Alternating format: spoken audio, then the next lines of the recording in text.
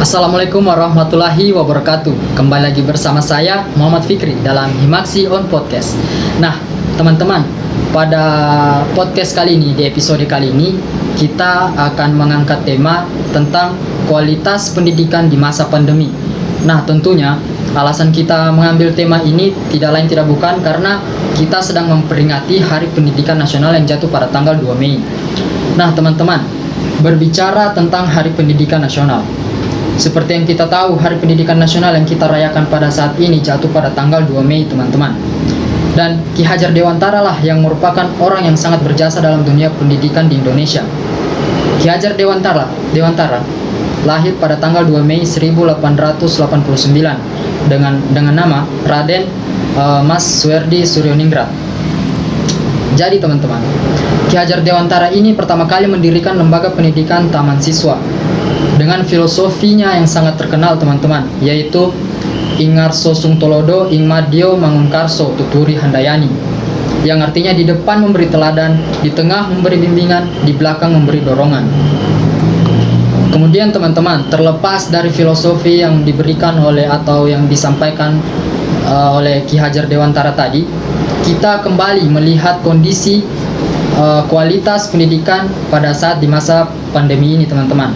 Banyak orang tua tidak puas dengan kondisi dan cara belajar daring yang diberikan oleh guru maupun dosen di masa pandemi COVID-19 ini, teman-teman. Tapi sebagian juga yang lain mengaku tak ingin memberikan beban berlebih kepada pelajar-pelajar atau anak-anaknya, teman-teman. Pada saat juga di masa pandemi ini, kita sudah cukup depresi dengan keadaan ketika mereka atau kita harus terkurung di rumah, dibatasi gerakannya, hingga tak boleh datang ke sekolah secara fisik ataupun di kampus. Itu sudah cukup mendatangkan rasa frustasi tersendiri bagi kita, teman-teman. Berangkat dari rasa frustasi itu akan menyebabkan penerimaan dari materi yang disampaikan guru maupun dosen itu tidak seefisien atau semaksimal apa yang tahun-tahun sebelumnya, teman-teman, ketika mereka belajar secara normal di sekolah maupun di kampus, teman-teman. Jadi mungkin itu sebagai alasan mengapa kondisi atau kualitas pendidikan di Indonesia pada saat ini di masa pandemi kita ini menurun. Jadi langsung saja kita masuk ke inti podcastnya. Nah, tentu saja pada podcast kali ini, teman-teman, saya tidak sendirian. Saya langsung ditemani oleh bintang tamu kita, yaitu Kak Idil. Beliau selaku mahasiswa Fakultas Ekonomi dan Bisnis Prodi S1 Akuntansi. Ya, langsung saja kita berbincang-bincang bersama Kak Idil. Ya, jadi Kak, mungkin apa kesibukannya sekarang ini, Kak? Ya, jadi bicara kesibukan nih. Iya. Alhamdulillah lagi sibuk urus penyelesaian studi. Kalau belakangan ini, karena memang tinggal itu yang dikejar di pendidikan terakhirku ini, penyelesaian studi. Oh, berarti sudah mahasiswa tingkat akhir ya, Kak? Alhamdulillah, Ya. tingkat akhir. Ya, mungkin ya kita terkait dari pembahasan kita pada hari ini, Kak, tentang kualitas pendidikan di Indonesia di masa pandemi ini, Kak. Nah, di awal tadi saya sudah menyampaikan pandangan saya mengenai kualitas pendidikan di masa pandemi ini, Kak. Bagaimana dari faktor yang mempengaruhi turunnya kualitas pendidikan di Indonesia pada saat ini seperti apa.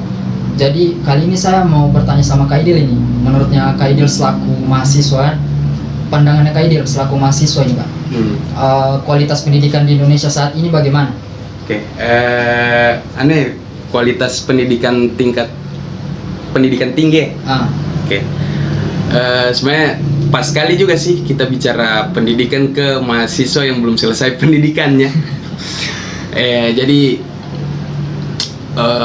bicara pendidikan di masa pandemi kali ini, tentunya kita ini sedang berada di dalam keadaan yang tidak normal, begitu ya. Kenapa saya katakan tidak normal? Karena segala aktivitas pendidikan kita itu dilakukan secara virtual melalui entah itu via Zoom, Google Classroom dan lain-lain.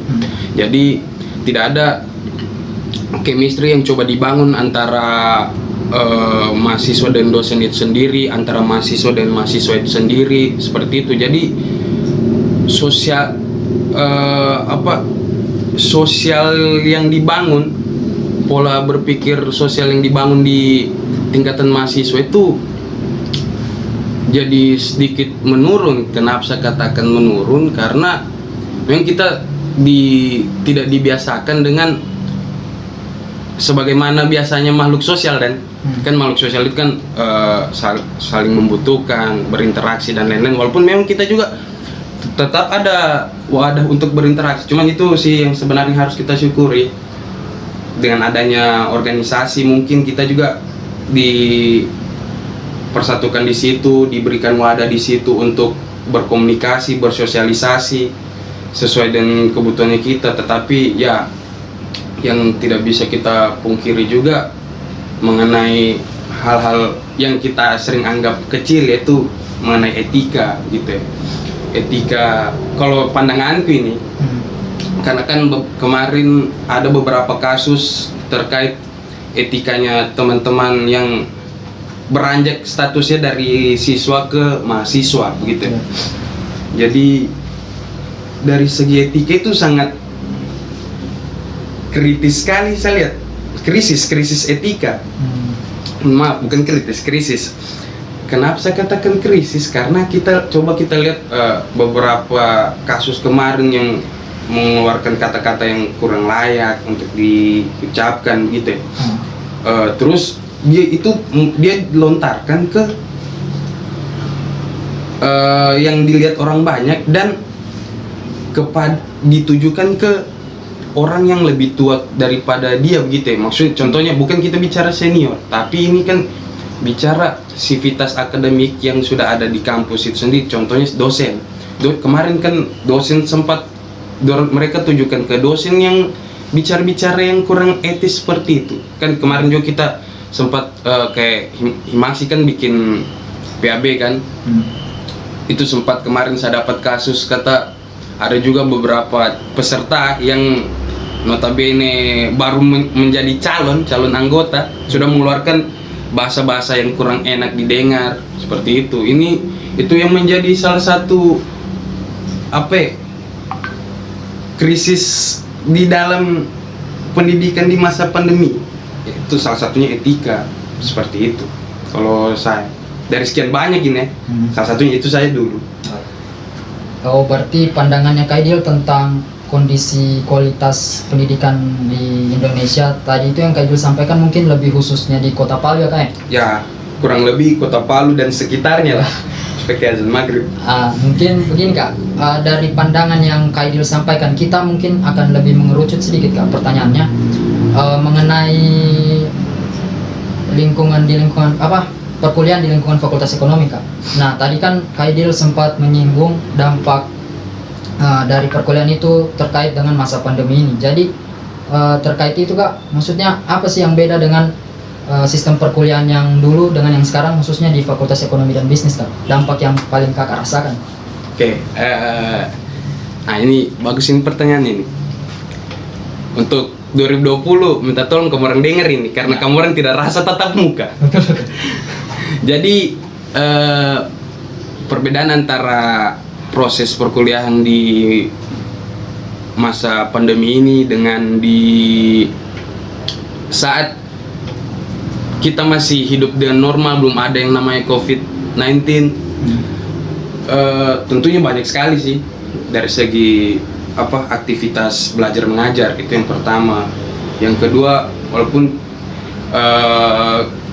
tidak bisa juga kita pungkiri, memang etika itu memang menjadi salah satu nilai penting yang sering kita anggap remeh. Kenapa saya katakan begitu? Kalau dulu, kita lagi-lagi bicara dulu lagi nih, karena kita mau bicara perbandingan kan antara di masa pandemi dengan di masa kemarin yang pada saat normal. Kalau dulu itu kan kita penerapan bagaimana etika yang baik kalau kita di lingkungan kampus, bagaimana etika yang baik ketika kita bertemu sapa dengan dosen-dosennya kita, mungkin itu kan kita langsung ke penerapan. Dari setelah materi kita mungkin langsung ke penerapan, mungkin entah dia dipertemukan dengan dosen-dosen yang kita sudah coba setting seperti itu. Karena tujuannya itu atau goalsnya itu kan kita bagaimana membentuk supaya ada pembeda antara orang-orang yang sudah diberikan pemahaman terkait etika dan orang-orang yang dia masih awam mengenai etika bagaimana di kampus. Itu kan saya sempat dengar ceritanya beberapa orang-orang terdahulunya kita di kampus lalu itu sering sekali terjadi perkelahian. Kenapa sering sekali terjadi perkelahian? Ya karena itu tadi kita bicara etika ya.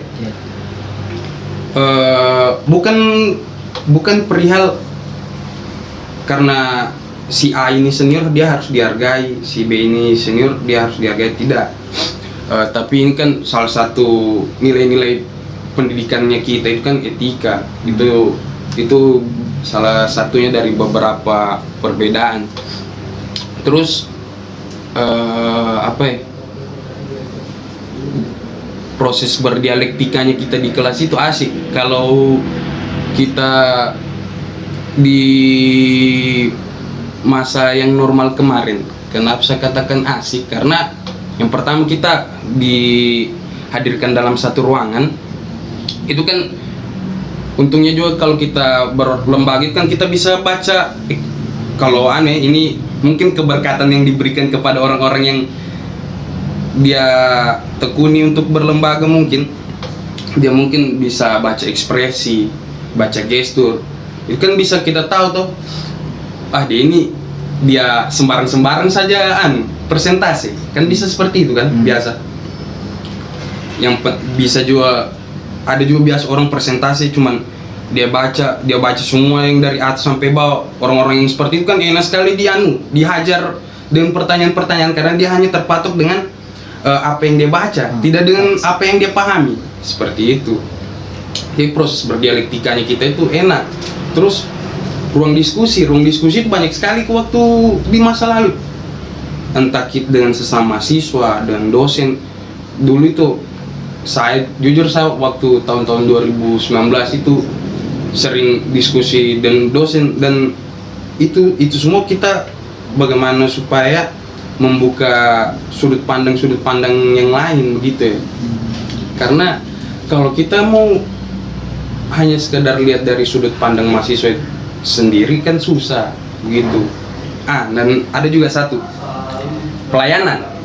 pelayanannya di fakultas itu antara di masa pandemi dengan di masa normal kemarin.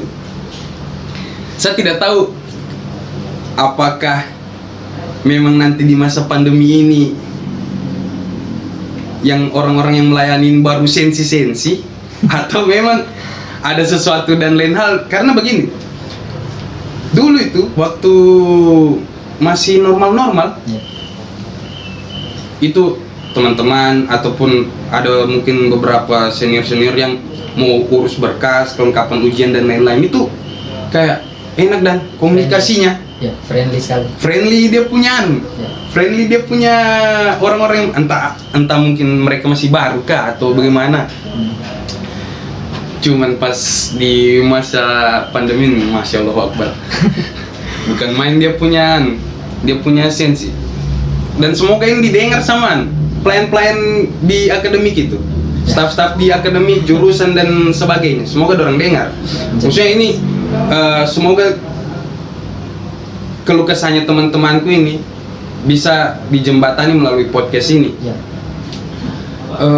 Pernah satu kasus, saya tidak usah sebutkan siapa yang menjadi korban, siapa yang jadi pelaku terkait pelayanan ini. Ini staf pengajaran. Dia kan turun dari jurusan tuh. Jadi saya ceritakan saja. Ini kan staf orang dari staf fakultas lah, pengajaran fakultas lah. Dan dispesifikkan dia kalau dia UPT.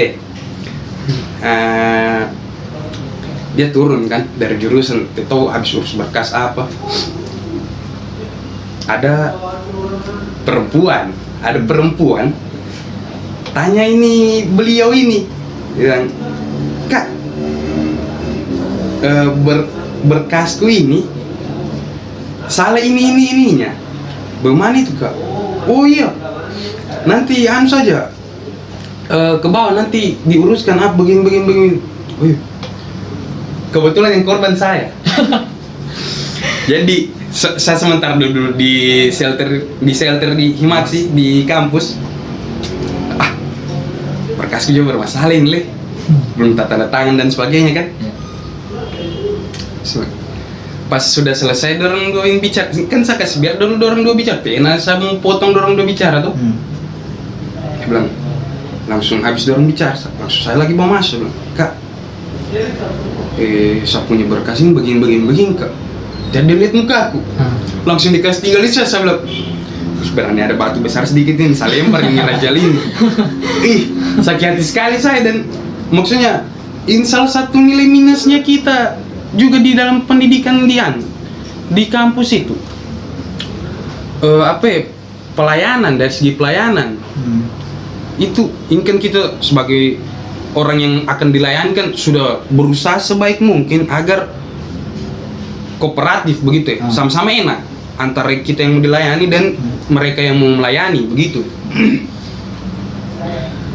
Cuman ini tidak. Ada juga lagi satu kasus. Allahu Akbar. Di loket tempat kami itu urus berkas apa. Semoga dorang dengar. Lebih saya suka lagi kalau dorang dengar. Jadi saya bawa berkasku itu, saya permisi Kak, kan situ sudah proses pergantian dekan. Jadi otomatis wadek satu sudah tak ganti juga kan. Di berkasku itu masih namanya wadek satu sebelumnya begitu ya, karena saya kemarin urus berkas untuk pemotongan UKT, makanya itu berkas-berkasku itu rata-rata untuk atas nama wadek sebelumnya, karena kan memang saya urus berkas pemotongan UKT sekaligus untuk persiapan ujian kan. Dia saya bawa ke loket. Saya bilang, "Kak, ini saya punya nih Kak, berkasku ini masih atas nama wadek lama, belum tertanda tangan. Jadi kira-kira masih bisa kasih masuk ini Kak, atau harus bikin baru?" Ini pelayan yang si A masih bagus jawabannya. Dia bilang, "Aduh, tunggu dulu ya, mungkin dia masih baru juga toh si A ini." Dia tanya sama teman ini si B, yang bukan main dia punya sensi. Allahu Akbar. Dia tanya, "Bagaimana ini? Berkas ini adek, dia masih atas nama wadek kemarin, nah sekarang wadek sudah ganti." Langsung dia haga begini saya tuh di loket, baru dikasih keras suara, "Kenapa juga kok tanda tangan?" So, jadi begini Kak, kemarin itu ini kan saya urus untuk pemotongan UKT, terus jadi belum saya tanda tangan karena hanya untuk kelengkapan berkas. Ini kan saya tidak tahu kalau mau ada penggantian wadek dengan dekan. Seandainya saya tahu, saya urus memang begitu. Pak, kau yang terlalu banyak alasan, kesan saya kau bet saya kau tanya dengan orang di sana sebelum langsung ambil berkas, belum santai lah.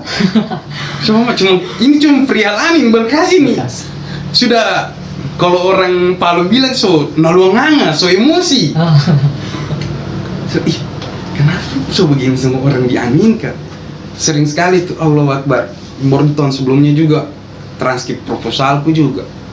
Ini memang pelayanan kita yang harus diamin, betul-betul dievaluasi. Semoga sampai nih ke pihak fakultas. Transkrip proposal. Saya sudah store semua berkasku yang dibutuhkan tuh, entah dari segi persyaratannya semua susah kumpul. Saya tanya, "Kak, sudah jadi saya punya transkrip?" Belum ada deh. Pokoknya selama 1 minggu saya datangi terus itu PT. begini oh tidak ada, gimana sudah ini orang kebutuhan untuk dua kebutuhan pula untuk KKN dan untuk proposal. Sudah pas sudah 2 minggu datang lagi saya bilang, Kak sudah 2 minggu ini Kak masih tidak ada ke situ transkrip proposal. Ya cari dulu, belum ada deh. Bisa belum ada, sudah 2 minggu ini. Sudah apa yang tak salah dengan ini UPT ini tuh. Ada lewat staf kemahasiswaan, kebetulan senior juga, panggil ke Madra. Saya minta tolong sudah dan beliau ini. Saya bilang, Kak Madra urus apa? Kok minta tolong dulu saya dia ke jurusan dulu kau, dia suruh satu, minta tolong dulu saya, kok ke jurusan, kok anterin berkas sama dosen. Ada salah satu dosen dia suruh titipkan berkas. Saya bilang, oh iya Kak, saya anterin ke jurusan, tapi saya minta tolong juga. Kita cekkan transkripku di UPT.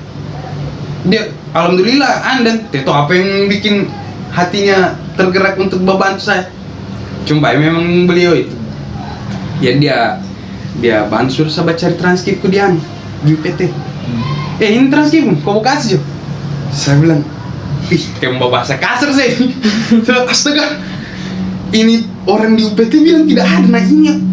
Saya bilang, memang berpelayan, cara bagus-bagus nih. Dan itu maksudnya terbukti, dan beberapa teman-temanku juga begitu kasusnya. Ada bahkan malah yang hilang berkas sih, kasihan. Dia sudah urus beberapa hal kayak KRS kan itu salah satu syarat toh untuk urus transkrip, tapi ya karena lagi-lagi kehilafan sebagai manusia, jadi terlantar semua itu apa-apa seperti itu.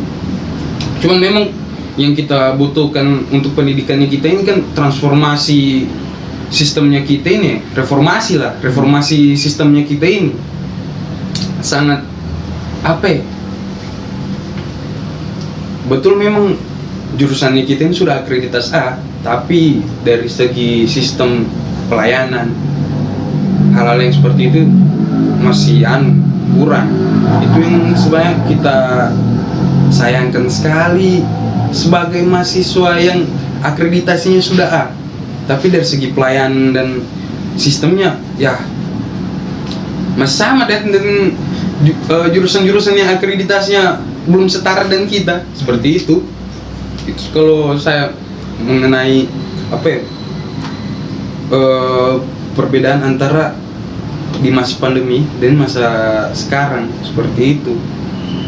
Begitu saya kayak mungkin berarti dampak pandemi yang sangat mencolok terkait pendidikan khususnya di Fakultas Ekonomi dan Bisnis itu, faktor utamanya yang berubah itu adalah etika ya Kak? Selain etika juga kesiapan kita hadapi kondisi ini. Memang kita belum siap memang. Bisa dikatakan sangat belum siap lah untuk hadapi kondisi-kondisi seperti ini. Seperti itu. Berarti kalau dari yang Kak Idil sampaikan itu Kak, mungkin siapa tahu pihak dari akademik atau siapapun yang menonton podcast kita kali ini mungkin harapan terakhir Kak untuk dari dampak-dampak yang Kak Idil sampaikan maupun kedepannya lah supaya lebih baik, mungkin dari sisi pelayanan dari pendidikannya di Fakultas Ekonomi dan Bisnis itu sendiri, maupun ya mungkin ada pun aspirasi dari mahasiswa itu sendiri Kak. Mungkin saya harap, sebenarnya kalau bicara harapan itu harus banyak. Iya. Walaupun semuanya tidak terrealisasi, yang penting kita sudah pernah berharap, gitu ya. Yang pertama mungkin untuk kita sebagai mahasiswa itu sendiri ya, harapan itu yang pertama bagaimana supaya kita ini terbiasa dengan pola pikir yang kritis. Itu yang pertama, kita harus mampu mempertanyakan segala sesuatu, hal-hal yang seperti itu. Dan kenapa saya harapanku yang pertama seperti itu, karena di masa-masa seperti ini kita sudah masuk ke zaman 4.0, masih juga percaya dengan hal-hal yang berbau-bau mitos seperti itu. Kayak salah satu mitos yang paling aneh, sering diperdengarkan ke kita itu ya. Sampai tahu kalau kamu orang pernah tidak dengar ini mitos kayak jangan duduk di pintu kalau maghrib, jangan gunting kuku kalau malam. Kalau dari segi penjelasan ilmiah, kenapa dilarang orang duduk di pintu kalau maghrib? Yang pertama karena orang mau pergi sholat maghrib. Kok pilih duduk di pintu? Itu yang pertama. Yang kedua, jangan gunting kuku pas malam. Orang dulu bilang jangan gunting kuku pas malam karena dulu itu belum ada listrik. Jadi penerangan itu masih sangat minim sekali. Jadi kapan kau gunting gelap-gelap, tak salah gunting dagingmu tak ambil. Maksudnya hal-hal yang seperti itu sudah harus coba kita hilangkan gitu ya. Oke lah, mungkin kita sudah tidak percaya dan yang namanya mitos. Tapi kalau kita juga terseret sama yang namanya hoax kan bahaya juga toh. Apalagi mungkin teman-teman di luar sana yang sering nimbrung di grup-grup keluarga. Itu grup keluarga itu tingkat penyebaran hoaxnya itu 80% tuh. Kenapa saya bilang 80%? Karena biasa itu ada barangkali salah satu anggota keluarga, sepupu keluarga, tante atau om yang kirim biasa tuh. Wih, di semangka ini ada tulisan lafaz Allah. Jadi kayak sudah tergambar, sudah lagi kiamat ini. Kalau ada lafaz Allah di semangka ini. Saya dalam hati begini, ini tidak begini juga guru agama ajar dan kita, dan kan mungkin guru agamanya orang tua dulu ajar. Kalau ada semangka tulisan lafaz Allah semua kiamat itu kan mungkin toh. Terlalu sekali dan pembodohan publik sekali. Apalagi sampai tekan satu untuk ini, jika tidak ingin ini. Ya Allah, yang seperti itu. Dan kita harus mampu kritisi, maksudnya bangun pola pikir yang kritis begitu ya, supaya kita itu tidak terseret dan hal-hal yang seperti itu kan. Pola pikir yang kritis ini kan supaya bagaimana kita mau menambah wawasan kita mau cari tahu segala sesuatu begitu ya. Nah, jadi kayak misalnya tuh kita memang betul jurusan akuntansi, tapi kita punya dari segi wawasan tidak hanya berputar-putar di akuntansi toh. Kita masuk ke ini, apalagi sekarang ini era digital. Tidak mungkin kita tidak mau pelajari hal-hal yang berbau digital. Karena ini prediksinya kata beberapa tahun ke depan tenaga manusia itu akan digantikan oleh mesin. Jadi sampai di mana kita yang tidak mau beradaptasi juga, begitu ya. Sampai di mana juga kita tidak mau harus belajar terus dengan pola pikir. Harapanku sih seperti itu, dan pola pikir yang kritis. Kita bisa mau terus belajar secara terus menerus supaya buku-buku itu tidak basarang laba-laba, tidak berdebu. Tapi harapanku sih biar cuman artikel-artikel saya dibaca. Itu kan peningkatan minat literasi kan just di situ itu. Kalau dan kita membaca secara terus menerus seperti itu. Terus harapanku selanjutnya ini ada korelasinya antara dan pola pikir yang kritis ini. Mahasiswa itu dia mengenyam pendidikan tinggi, berarti dia orang-orang yang beruntung. Kenapa saya katakan orang-orang yang beruntung? Karena beberapa saudara-saudara kita di luar sana itu dia tidak merasakan pendidikan yang sama. Bahkan ada mungkin yang hanya sekedar tamatan SD, bahkan tidak sekolah sama sekali. Mengenai baca tulis dia tidak tahu. Ini kan yang seharusnya harus kita sadari toh. Karena ada dalam salah satu tridharma perguruan tingginya kita kan pengabdian terhadap masyarakat. Pengabdian terhadap masyarakat ini penting sekali. Kenapa saya harapkan penting? Ya karena kayak tadi tuh, kita ini orang-orang yang berada di perguruan tinggi ini orang-orang yang beruntung.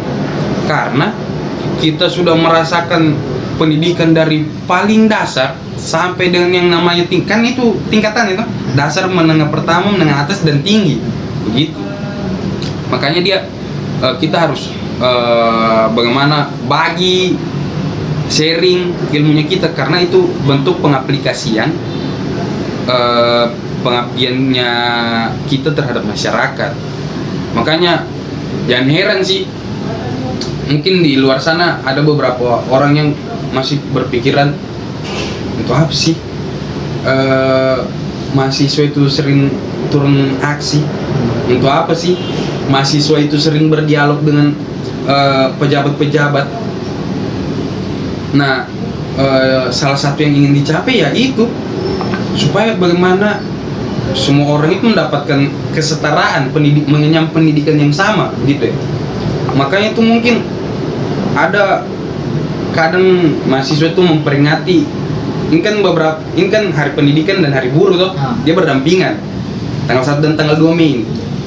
Dia berdampingan hari pendidikan hari buruh. Itu kalau di tahun-tahun sebelumnya hari pendidikan itu sering diperingati dengan entah itu panggung seni, entah itu aksi, entah apapun itu. Yang jelas dia bagaimana kita coba menggali kreativitasnya kita begitu untuk memperingati hari pendidikan ini. Karena memang salah satu tujuannya yaitu supaya bagaimana didengar aspirasinya mahasiswa ini gitu ya. Masa kita tidak kasihan dengan melihat kondisinya orang-orang yang kan sering toh kalau kita duduk mungkin nongkrong ada orang kita lihat mau gerobak apa sorong gerobak, itu kan salah satu orang yang terdampak karena dia tidak bisa merasakan pendidikan. Itu kan orang-orang yang seperti itu harusnya kita dan coba rangkul dan aplikasikan mengenai ilmuwan-ilmuwan yang sudah kita dapat pada saat mengenyam pendidikan seperti itu. Ayo Mandin.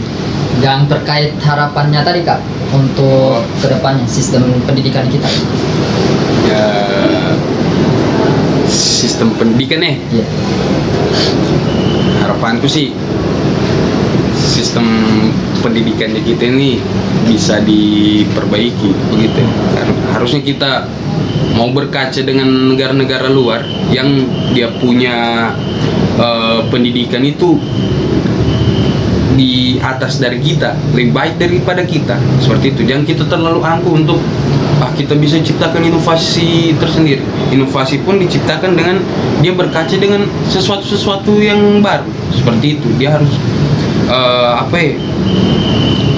contohnya kayak di Finlandia itu kan jam belajarnya itu hanya beberapa jam saja. Ini kan kalau kayak kita di Indonesia ini secara khususnya masuk jam 7, terus pulangnya tuh mungkin agak kesorean, belum lagi ditambah PR atau pekerjaan rumah, belum lagi didapat kalau di sekolah gurunya, ya Allah, kalau mengajar untung-untung kalau baik, kalau biar dihaga bagi matanya sudah teriak yang begitu-begitu. Dan belum kalau untuk Untat ini khususnya ekonomi lah, minta tolong saya kasih hilang itu jadwal 7.15. Karena kenapa saya katakan kasih hilang, ini menggambarkan sekali. Dan di tahun 2016 itu saya masih masuk jam 8 gitu. Masuk kalau bukan 2017 2018 itu pokoknya di sekitar tahun situ membludak jumlah mahasiswa. 2018 membludak jumlah mahasiswa.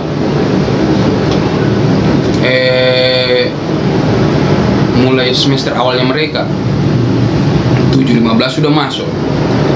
Saya bilang ini kan sempat kita berdialog dengan Wadik satu kan di masa itu, bilang kenapa kita ingin masuk 7.15. Dia bilang pada saat 2017 itu kenapa sudah masuk jam 7.15 kita ini Pak, karena jumlah mahasiswa dia tidak dapat menampung, atau istilahnya dia perbandingan rasionya itu.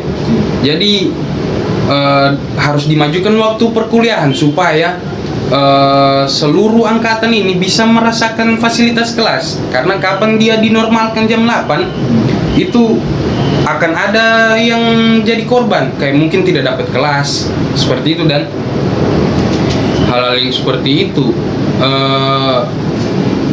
Dan yang saya lucukan,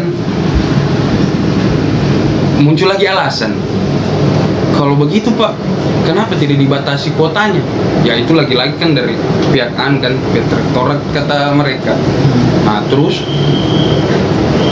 di tahun 2018 naik UKT. Sebenarnya bukan naik pergeseran kelompok UKT. Ini kan pergeseran kelompok UKT ini kan sebenarnya kalau saya pandangan ini kan seharusnya jadinya subsidi silang kan, antara misalnya si anaknya petani dia tuh disubsidi sama anaknya polisi ataupun anaknya PNS. Begitu sebenarnya. Itu sebenarnya gunanya UKT, kenapa dia harus ada kelompok-kelompoknya, tapi ini tidak. Itu yang kelirunya kita di Untat, kita sapu rata itu ke sana. Kayak misalkan kemarin angkatan 2018 itu mereka itu dikasih jadi orang golongan berapa ya? UKT 5 ya? Yang 3 juta ya? Iya. Nah, itu semuanya keliru. Kenapa saya bilang keliru? Seharusnya kan mampu dia saring dulu data-datanya mahasiswa. Saring dulu data-datanya mahasiswa supaya bisa dipilah-pilah yang mana yang harus mendapatkan subsidi, yang mana harus mensubsidi orang yang disubsidi, seperti itu. Itu yang dan lucunya juga UKT kategori 1 digolongkan sebagai beasiswa, seperti itu. Itu yang sebenarnya kalau saya tidak masuk di akalku sih. Tapi memang ada juga penjelasan yang cukup rasional menurutku. Kenapa UKT K1 ini dikelompokkan sebagai beasiswa? Karena kapan mereka yang urus berkas untuk beasiswa, otomatis dorang gol. Kenapa dibilang otomatis dorang gol? Karena dorang saya dapat K1 karena data-datanya dorang kan, mungkin pekerjaan orang tua dan lain sebagainya, faktor finansial, makanya mereka mendapatkan K1. Jadi secara otomatis yang begitu itu didapat dicari sama pemberi beasiswa ini, seperti itu. Nah itu yang lucu, dibilang kan kemarin dibicarakan dalam dialog, dibilang kenapa dinaikkan UKT-nya Pak, mahasiswa baru. Bilang ini kami naikkan UKT-nya sebelum masuk 2018 itu kan isunya sudah ada kenaikan UKT. Bilang kenapa dinaikkan ini UKT-nya mahasiswa ini Pak, untuk membatasi orang-orang yang ingin masuk ke ekonomi, kan kita bicara ke fakultas ekonomi kan, untuk membatasi kuota kata, makanya dikasih naik UKT-nya. Tapi di 2018 itu sudah paling banyak mahasiswa diterima, sekitar kurang 2 orang kalau tidak salah 10.000. Iya kalau tidak salah, kalau saya tidak salah ingat jumlah mahasiswa barunya itu kurang 2 orang pas 10.000. Karena saya lihat kemarin datanya Kemendikbud itu kita masuk dalam 10 besar penerima mahasiswa baru tertinggi di Indonesia. Begitu. Makanya saya bilang, lagi-lagi alasan yang dikeluarkan untuk dari pihak birokrasi ini beda dengan realisasinya. Ya, beda dengan realisasinya. Itu yang hal-hal yang seperti itu sangat kita sayangkan sebenarnya, karena itu semua yang bikin orang kadang terhambat kuliahnya finansial, bukan ada yang lain, pasti itu finansial. Karena kenapa saya katakan seperti ini, karena ada salah satu temanku itu dia harus berhenti kuliahnya karena masalah finansial keluarganya, begitu. Saya tuh kalau ada temanku yang kayak berhenti kuliahnya, saya sangat sayangkan sekali. Tapi saya juga tidak bisa berbuat apa-apa, karena dari segi finansial juga saya belum mampu untuk bantu dia supaya selesaikan kuliahnya. Makanya saya tuh kayak terpukul sekali kalau saya lihat atau saya dengar ada orang yang tidak selesai kuliahnya karena finansial keluarganya tidak mampu. Makanya saya biasa bersyukur dan alhamdulillah orang tua masih mampu untuk biaya saya untuk kuliah. Makanya harus betul-betul saya kuliahin. Makanya ini insya Allah tahap akhirku sudah punya sense tuh mau maju ke skripsi, hasil dulu baru skripsi, seperti itu. Jadi ya mungkin ya terlalu banyak juga ya harapan dari Kak Idil Makanya selaku mahasiswa ya. harus banyak memang harapan, karena kalau tidak banyak ya biasa bagus kalau ada jadi yang satu, kalau tidak jadi sama sekali baru sudah sedikit lagi harapan. Makanya kasih main-main saja harapan, siapa tahu yang di atas dengar baru dia jabai. Itu lagi Kak, semoga dari harapan-harapannya Kak Idil selaku mahasiswa dapat didengarkan langsung melalui podcastnya kita kali ini Kak. Amin. Ya mungkin ya, dan perbincangan kita kali ini ya cukup menarik ya Kak. Dari tadi awalnya itu mengenai pandangan mengenai apa pendidikannya kita pada saat ini, kemudian sampai ada contoh-contoh kasusnya dilontarkan sampai menyinggung salah satu entitas, mungkin itu sangat menarik Kak.